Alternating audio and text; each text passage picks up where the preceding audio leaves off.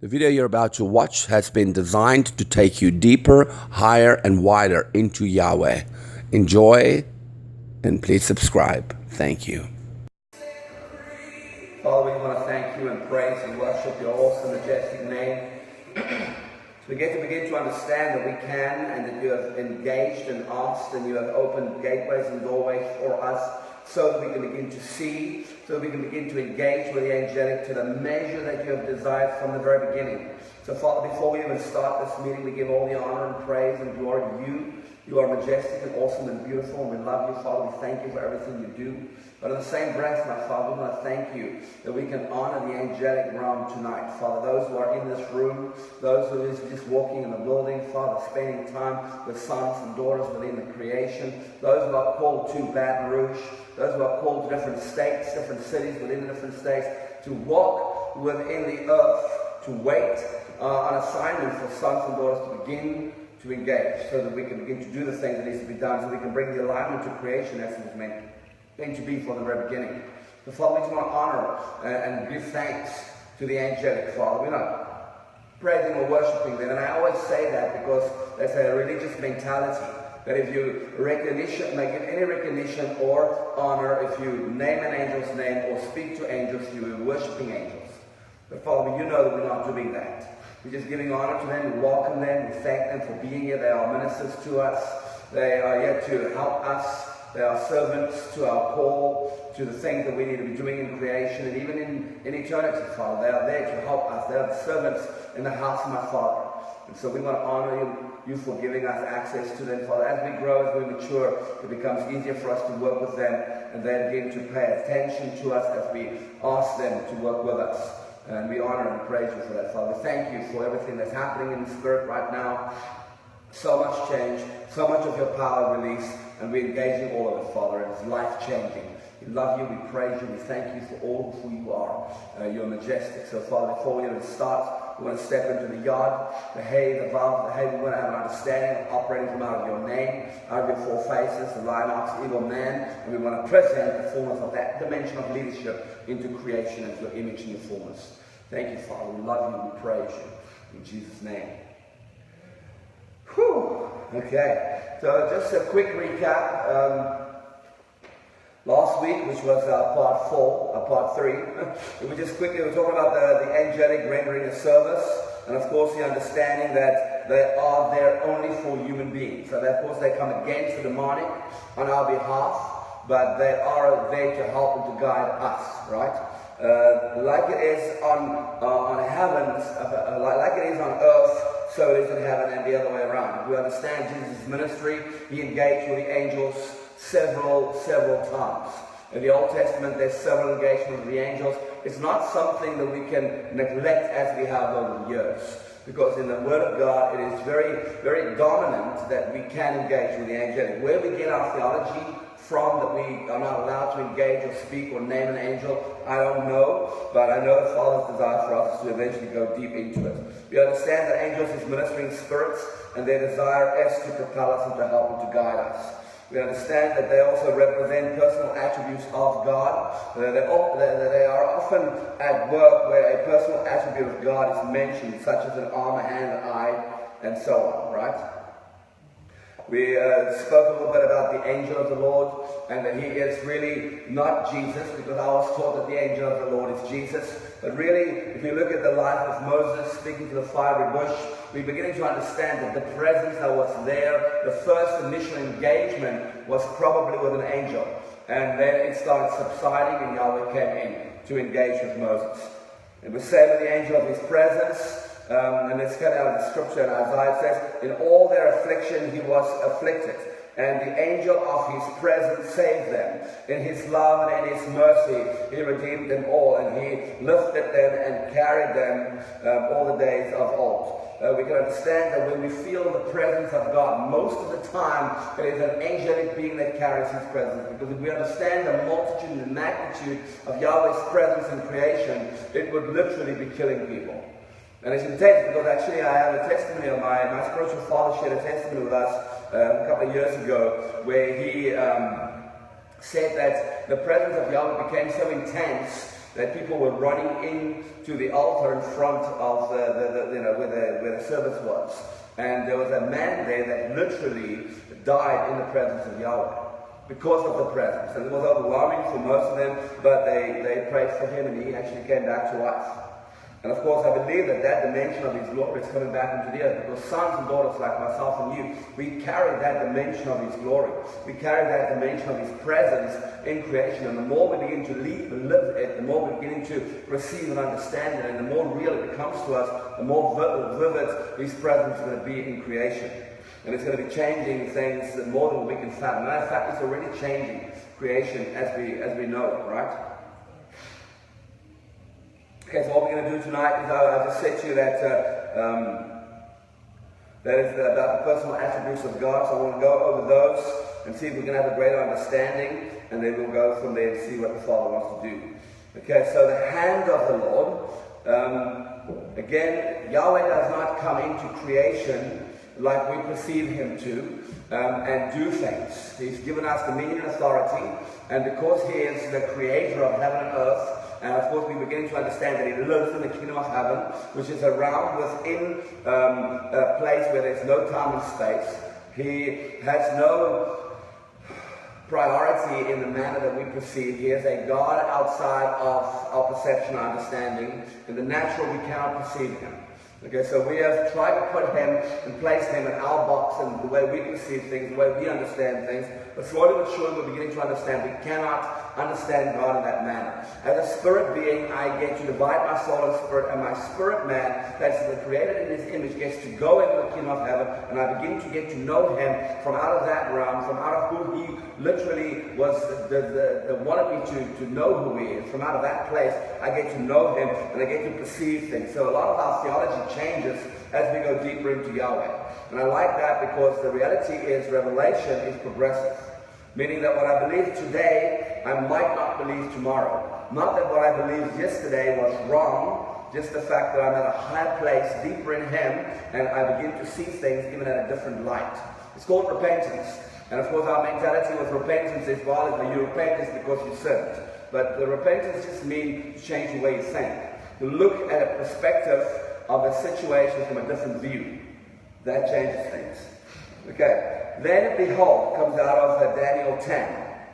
Then behold, a hand touched me and set me trembling on my hands and knees. Said to me, O Daniel, man of high esteem, understand the words that I'm about to tell you and stand upright. I will have,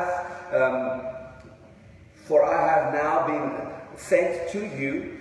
And when he had spoken these words to me, I stood up trembling. So we understand that Yahweh sends the angelic to do specific tasks for him. So in Daniel's mind, before he engaged or perceived this, there was the hand of God touching him. But before he knew it, there was an angelic speaking back to him saying that I'm representing, right, the Father. And we have to understand that. There's very rare occasions where the queen would just go in to get engaged with any normal person. It's very rare that the queen would just have anybody come up to her throne and just say and do whatever it wants. So there's protocol, and we seem to have thought that it's different in the kingdom of heaven. And the Father does not operate out of protocol in his full measure. Although I'm his son, and although you are his daughter, he will allow certain things for a certain time. For example, and I always say this, my 4-year-old gets away with things that my 12-year-old will never get away with. You know, because there's greater mercy on the tiny and the smaller the baby than what there is on the more mature. Now my 13-year-old, I say 12, he's 13. My 13-year-old is very mature for a 13-year-old, but he's only 13.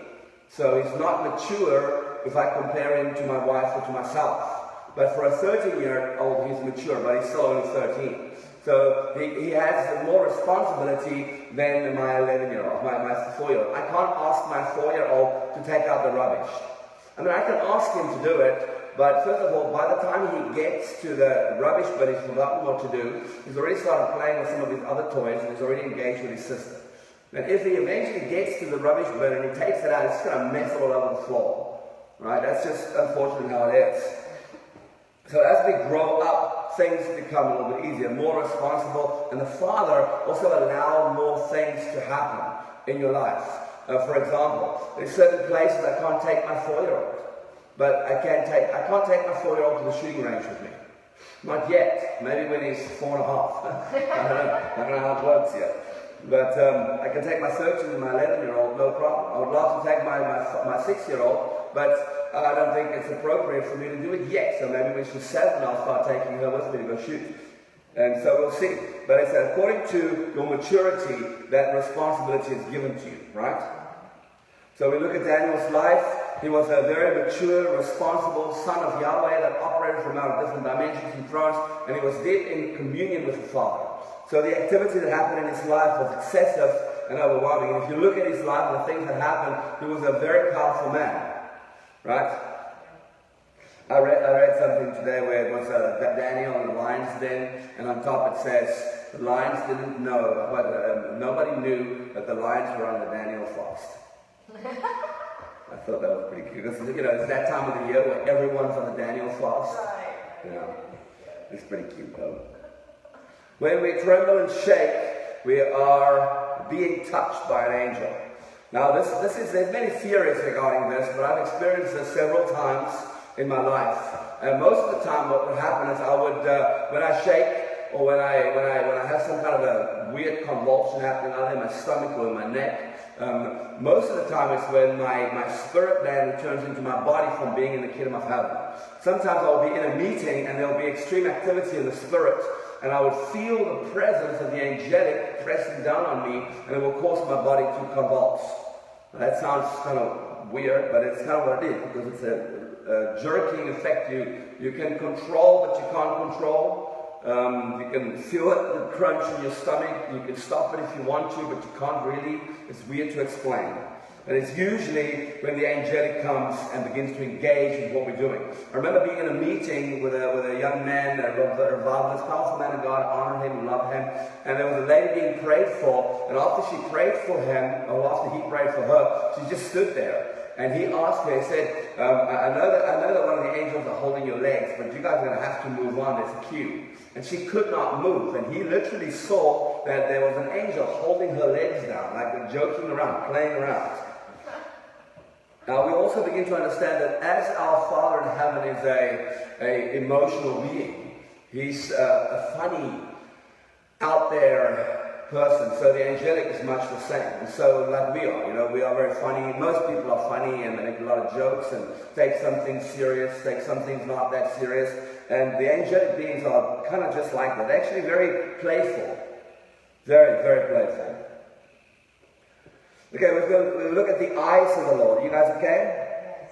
For the eyes of the Lord move to and fro throughout the earth, that he may strongly support those whose heart is completely his. See, the Father wants us to also understand that he sends his angelic into creation to look out for us. Now, how many of you understand that if it wasn't for our angels, most of us would have been dead by now? I remember, I don't know if I want to share this, but I remember coming back from the nightclub, me and Claire, we just kind of met. Now, I was always kind of a bouncer in nightclubs, working at the gym as manager. I was actually her manager. She was my receptionist. We started becoming really good friends. Eventually started dating. And I remember going out to a nightclub, coming home, driving in my car, being a little bit tipsy. I kind of almost a little bit drunk. But there was this massive pile-up accident on the road, and the policeman decided, in his ignorance, that it's a good idea to block the road and keep a very small space for people to go through with these torch flashing, and I was just, so I eventually had to stop and then move out of the way because he was standing on the road, and as I stopped to get out of his way, not hitting him, another car came and crashed into my back, in my car back. So of course I get out of the car, and in my drunken state, I was always a big guy, always very aggressive, not too aggressive, but that's what I kind of did. I enjoyed fighting. So I walk up to this policeman. He's got a machine gun in his hand, and I grab him like this, and I push him onto the ground. He falls onto the ground. The ambulance guy, he comes running, tackles me down the hill, and he says to me, "Are you crazy? This guy's going to lock you up." And I'm freaking out. Who's going to pay for my damage? And so he kind of hides me for a while, and he gets me to go speak to the guy who crashed into me so I can get his details so he can pay for my damage. But I truly believe my angel was there that night when I was supposed to get locked up, if not shot in the head. And I thought that's just what, in the time that I was backslidden, this was the time of of backsliding. In the time I was backslidden, I was in 10 accidents. 10 car accidents where I broke my TV in 2 places, a car accident. I was in an accident with 5 of my friends. Where my friend, I don't know what he did, he was playing with the radio, shifted, went into a dip on the road, pulled the car back, and it just rolled down a ditch.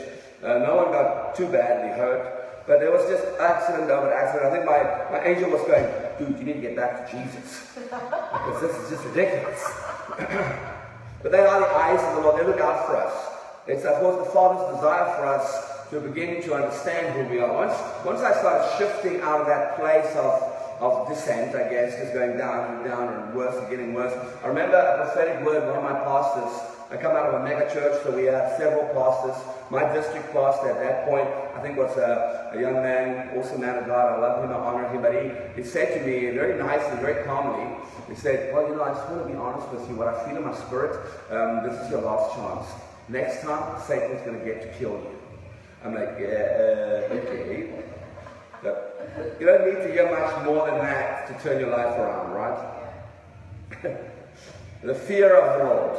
Now understand that there's many dimensions of the fear of the Lord, because we look at the normal understanding of the fear of the Lord, that is reverent fear, having an honor, a respect for Yahweh and who He is. That brings a dimension of fear on you, but I'm not scared of Him, right? And of course we have the Spirit of the Lord that brings you to a place of awfulness, where you get to see how beautiful and phenomenal and how powerful Yahweh is. But then you get the angel of the fear of the Lord, and this is what it says in Exodus. For my angel will go before you and bring you into the land. I will send my terror ahead of you and throw into confusion all the people among whom you come. And I will make all your enemies turn their backs to you. Of course, we're beginning to understand the power of the angelic. Like if you just read through some of the scriptures in the Bible that talks about the angelic, you very quickly see the power that they operate in. Of course, an angel doesn't have the limitations that we have, right? And the only limitation he has is that he doesn't have a physical body, right? And of course, he can appear in a physical body, but it's not a physical body, if that makes any sense. There are only 2 strands of DNA, and that's in this angelic sense, will be a spirit and soul. So he doesn't have a physical body, meaning he doesn't have the inheritance that we have, and he's not created in the image of Yahweh. But he comes out of a dimension where he walks in mighty power.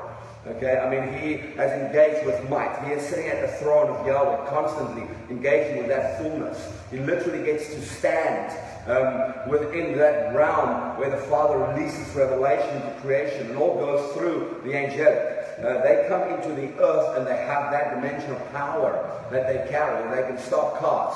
If you look on YouTube, there's some really intense things that they show that cannot be explained other but to be an angelic. One of the cases they show, and they've gone into it. It can be a camera trick, it could be whatever, you know, but it shows a guy walking in the road, and a car's about to hit him, and a light being comes, grabs him, and just shifts him into the other side of the road, and then walks back, and as he walks back, he just disappears.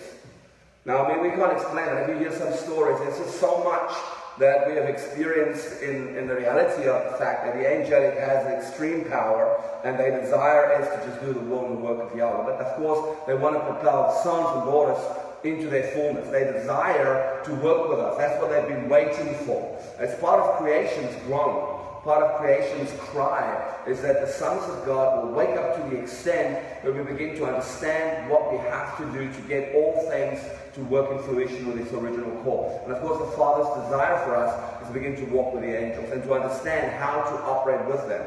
And of course, if you remember, I did share this before, but I remember a vortex of angels just appearing in front of me as I went over one of the bridges. And the Father so desperately called out and said, it's a time where I'm going to teach my people how to work with the angelic. You know, we've been commanding angels, we've been screaming and shouting and doing all kinds of weird things, but it's all about covenant.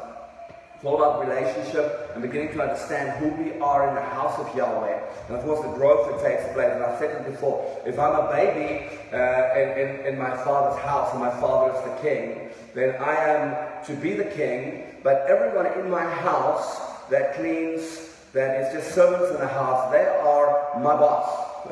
They tell me what to do. I don't get to tell them what to do. At a later age in my life, as I've grown more mature, I get to maybe assign them to certain tasks. But they will probably not adhere to me until the father comes and says, it's time for you guys to let my son take your tasks and tell you what you need to do. Right? And it's a process we go through. God sent the angels ahead of people as they entered the promised land.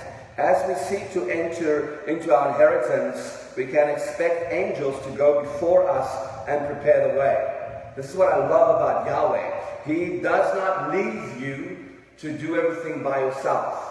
There is more than enough help. As a matter of fact, there's more help than what you can possibly imagine. But because we don't see it, because we're not taught to engage it, we're not flowing in it. And we haven't done the seven spirits on this side of the Baton Rouge yet, but the seven spirits is a major key in our training and our walk with Yahweh. And of course, out of this training with the seven spirits, we get to begin to operate out of the courts. One of the courts is called the Court of Angels. In the Court of Angels, there's multiple tasks that they get to do, that we are assigned to, and they get to work with us in it. And of course, the only reason they are still waiting for us to engage and to get to that point where we begin to work together is because we haven't accessed it yet. And of course, they're just waiting. They can't do anything. They can do the basic things that they're called to. They have specific mandates to do specific things in creation. But in the big picture, they're waiting for us to begin to do things that they can begin to flow in. Then we have angels of the word of the Lord. Exciting, right? Zechariah 1 from verse 7 to 10. It says, the word of the Lord came to Zechariah the prophet, and I saw at night, and behold, a man was riding on a red horse. And he was standing among the myrtle trees, which were in the ravine, the red sorrel and the white horses behind him. Then I said, my Lord, what are these? And the angel who was speaking with me said to me, I will show you what these are. And the man who was standing among the myrtle trees answered and said, these are those who the Lord has sent to patrol the earth. Now, just before we get into this a little bit more, I remember a couple of years ago, matter of fact 3 years ago, and it basically started, and I wouldn't say it started because it started before I could see and started really engaging at this measure. But about maybe 3 years ago, it stopped, it was finished. And what I felt in my heart is that the Father has sent within creation in the spirit realm. So it's not something we can physically see. It is in the creation of earth, in the kingdom of earth, but in the spirit side of it. There was a river designed and created by the angelic through obviously the mandate of Yahweh for man. It's a river of fire for man to engage into, to become that dimension of purity that the Father has waited for sons and daughters to walk in creation. And that's just one of the things that I believe the Father is really desiring for us to understand. That He has sent into creation angelic beings to do certain things, to propel us in our walk with Him, to propel us in not just dimensions and realms, but to give us the mysteries and the secrets that we need to have for where we are right now, to be going into the direction the Father has called us to. It's exciting, right? It is time we saw the angels commissioned and released. Of course, that's been the Father's desire for several years. Get my people to understand what I have called them to. Get my people to understand that when I said it was finished, it included everything that they needed. The angelic, the seven spirits, they all enter through the blood of Yeshua in the dimension that we are meant to live out of. Everything was set out and prepared according to what we need. There is nothing wrong in our asking God to do these things for us. Now, what I'm trying to say here is don't think that at an age, because I don't always know how to speak to the angels. And I've been doing it for 7 years. But I was driving in my car and there will be an angel that appears in my car. And for the next half an hour, I would be feeling weird and I wouldn't even talk to him. Because I wouldn't know what to say. I would ask in my heart, Father, why is this angel here? Do I speak to him? What is his name? What is the reason that he's here? Eventually, when we start speaking, he will start pouring revelation in for the meeting or for what I'm doing in the specific district that I'm in. But most of the time, I don't know how to do it. You know, I'm still a baby in all of this, just like you guys. But there's nothing wrong with asking God to do these things for us, especially when we are still spiritual babies. Now, in reality, I've given my life to Jesus 23 years ago. But in this revelation, I'm just a baby. You know, I've walked in the courts, I've done all these things in the kingdom of heaven, I've experienced much. But if I listen to some of my mentors teach, I still have no clue what they're talking about. There's still so much that I do not know. There's still so much that we need to learn. So I'm really just teaching out of the experiences I have and the revelation that I perceive up to this point. But there's so much more. And of course, eventually, as we mature, we begin to understand what we have, and that we have the authority to send angels out for ourselves. And of course, the Father is waiting. You know, over the last couple of months, I haven't quite sent angels out as much as they would come to me and say that we have been sent to work with you regarding this, this, and this. We have come to help you do this, this, and this, in this and that setting. So much of what I've done with the angelic has come from the point where they say we have been sent. But there will be a time where I come to an angelic being and say, okay, I've commissioned you. This is what's on my heart. This is what I believe needs to be done. Get a couple of your buddies out here and let's do it. It's a time that we're going to be walking in and things will obviously change. Exciting, right? Okay, just an interesting fact, or just an interesting couple of things. The question is, how many angels is there? In reality, it starts off with Jesus. Jesus said that he could instantly call on more than 12 legions or more. So that equals to about 72,000 angels. If we are joint heirs with him, how many can we call on? But the enemy wants to keep us ineffective. So we have never been taught to think that way. We've never thought that we could call on the angelic. Matter of fact, everything that's happened in our lives, the first thing we do is we run to Jesus. Now that sounds like a good thing to do. I mean, that's, you know, I look at my kids, it's the first thing they do. They run to mommy and daddy. You know, that's what they do. The older ones, you have to pull their leg to get them to come to you, you know. I know when my son did something dumb, and it's like he doesn't do his homework, you know, he gets straight A's. And he comes home on Friday, doesn't say anything, doesn't do anything. Monday morning, just before he has to leave, he shows me his report and he's got an F for social studies. Now, it's not quite report time yet, so it's just a reflection of what it could be if something doesn't change. So last term he had an A, this term he's got an F. Now, how do you get that? How do you explain that? That's not even possible. That makes no sense to me. So I'm like, no, I don't want to grab too much because he's got A's for everything and an F for social studies. And I don't understand it, so I'm like, so how's that even possible? How do you get an F this term and last term you had an A? No, I didn't give in some of my homework and she penalized me for it. I can't remember why I told that story. We're talking about going to Jesus. Yeah, okay, so I look at my sons and my daughters and he should have come to us much earlier that weekend, telling them, because my wife is not quite like me. I'm like, oh, you know, it's okay, we work on it again, it's going to be okay. My wife's like, that's it. No Xbox for a week, you know. You will not do anything other than sit at this desk and do your homework for the next year, every single day. I'm like, okay, that's a little harsh.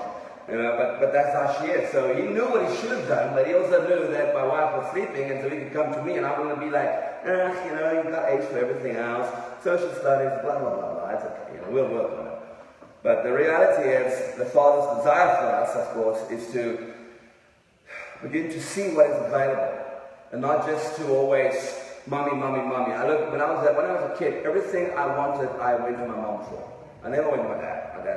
My dad didn't work with money. My mom worked with money. And the only reason I ever went to my parents was to ask them for money. Right? And we didn't have internet and we didn't have cell phones. We just had, we go to the shop, buy stuff, take out a video, a movie, or go to a nightclub, get drunk, whatever, you know. That was basically what we could do. But I would always go to my mother. Everything I ever wanted, I went to my mom. I said, Mom, can you please give me a couple of money, a little bit of money? And then she would say, no, I don't have it. And I'll just nag her until she gives it to me. Eventually I realized I need to stop doing that. I can't do that anymore. Something needs to change, right? Of course, the Father waits for that day. But we carry on, and it says, because the enemy wants to stop us from stepping in and thinking this way, we need to begin to change the way we think.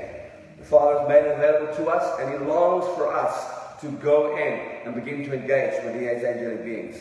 In Hebrews, it speaks about countless thousands, and that there is 10,000 times 10,000, which is 100 million angels just around the throne, right?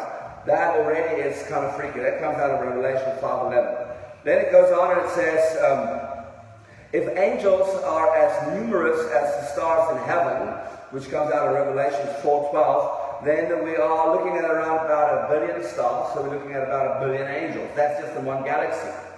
And of course it is for each star, so we're looking at an innumerable amount of angelic beings that we cannot in any way, fashion, or form count. Right? That's just mind-blowing. There's a lot of angels. And we are reminded that each and every one of these beings are there to minister to those who have inherited salvation. They are there to bring us teachings. They are there to encourage us. They're there to look out for us, to protect us. God has made angels, and He's made them for us. Don't you understand? You don't need a trillion angels. One God? First of all, God doesn't need anybody, right? If He needs an angel to just quickly come here and clean this mess up here, He can just think the mess is clean and it's clean. So we're beginning to understand that He always created everything that's out there for us. Now the Bible tells us that He created everything for Yeshua, but Yeshua is my example of a son. Now Yeshua is not a son in the manner that we perceive it, but Yahweh created Yeshua so that we as sons can understand how we need to do, how we need to be. So we're beginning to understand that Yeshua created everything for His own purpose. And Yahweh looking at all of this saying, I created it for my sons. Because I want them to have everything they need. I want them to have everything that's available to them so they can begin to run in the full fruition of what I have made available to them. Now I want to do two things quickly before we finish tonight. I want to go through two lists, and I just want you to listen to it. I'm going to read it again, maybe before we close, because these are angelic beings that we have to be reminded of, and there's several of them. So we're looking at different types of angels. We're looking at guardian angels, archangels, seraphim, cherubim, living creatures, dominions, virtues, powers, authorities, principalities, and rulers. Now, I will stop there for a second, just remind you, if there's powers and principalities and rulers of the darkness of this age, then there has to be powers and principalities of the light of this age. That's what we're talking about here. Judgment angels, watchers, salvation angels, glory, guardian angels, scrolls, angels with scrolls, lions, seals, mandated angels, assignment angels, art, grace, holiness, healing, gatherers. You know if there's such a word. Anointing angels, provision, mantle, worship, treasury, finances, fragrance, revival, porthole, deliverance, warning, wisdom, pillar, commandment, hunting, and reaping angels. And we're beginning to understand that every one of these angelic beings has a character, has an ability to either learn or expand.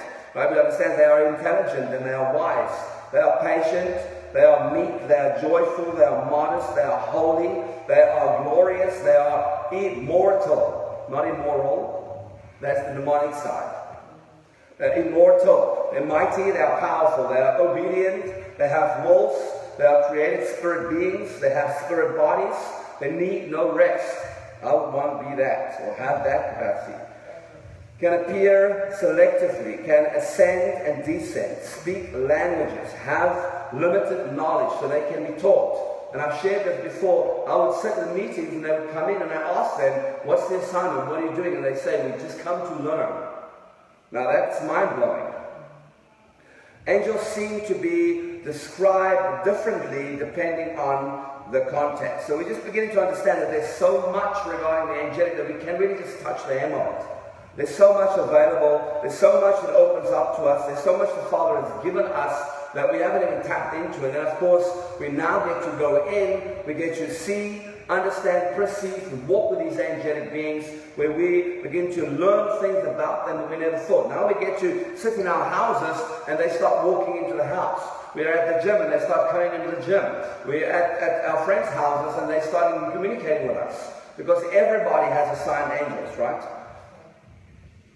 So next week, what I want to go into is, I said this earlier, I haven't engaged this to the measure that my notes take me to. So I've been engaging it more and more. I think I've taught on the angels about 3 times, maybe 4 times in the last 5 years.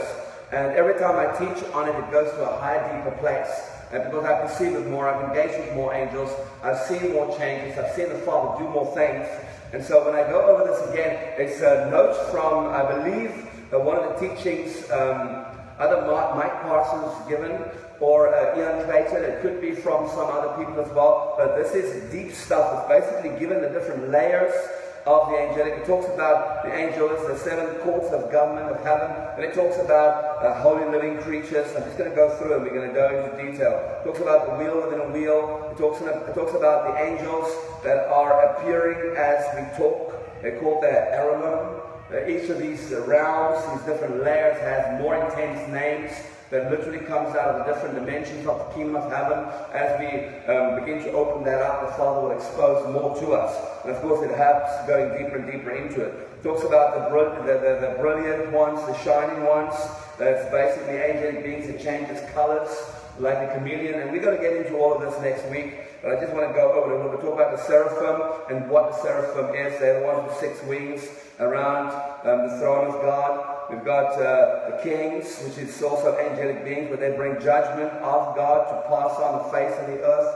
We have angels that looks like humans.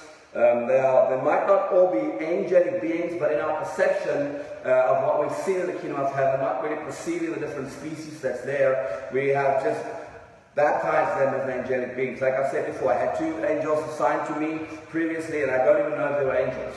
I know that they were angels, like godly beings, but whether they were angels, I don't know. I had an engagement with a being a couple of months ago, Noel, and I still don't know whether it was an angel or one of these intense beings. These are the leaders of the angelic realm that we're going to be going through next week. There's 10 layers, and of course the Father wants us to have perception and understanding about these things, just to walk into a deeper level of all of it. Exciting, right? Let's stand.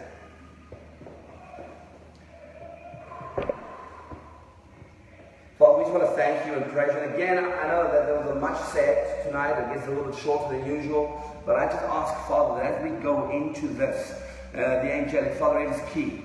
I know that it's key. I know that you've wanted and desired for us to go into the study of the angels for a very long time and getting revelation from your throne, getting revelation from the angelic ourselves, going in and engaging with them, spending time with them, getting to know their heartbeat that comes directly from you. Father, I ask that you will help us engage, open us up to perceive and understand the things that happens around us, show and direct our every step, and may your Spirit be glorified in everything we do, Father. Every angelic engagement, every angelic assignment that we go on, may you be glorified, may you be propelled in a high place, Father, as we glorify and magnify you. Everything that's done through the angelic is to take mankind to a deeper, more intimate place with you, to bring us to a place where the land assignments that you've given us come into full fruition, things starting to fall into place, creation beginning to be aligned. And so, Father, we just ask that you will help us, teach us, guide us through this time. We're beginning to know the realm that you've opened up to us. Father, we love you, we praise you, we honor you, we thank you for all that's been given and revealed. And we ask that you will open our hearts up, that you will bless the lives of those in front of me, that you will bless the lives of those on Facebook, and that engage these messages, Father, when they trade into it financially. Father, open us up for revelation, pour into your people, Father. It is time for the ecclesia to begin to walk in new heights and new places. It's exciting, Father. We do this in intimacy with you. We do this because we love on you, because we worship you and praise you and step into you. We look from out of your 4 faces and out of that realm, out of that place, that we begin to engage with the angelic. Father, we don't walk to and fro to seek what is out there. We go into the kingdom of heaven. We go into worship. We get to spend time with you. And from out of that place, engagement begins to open, because you direct us into our growth as we mature.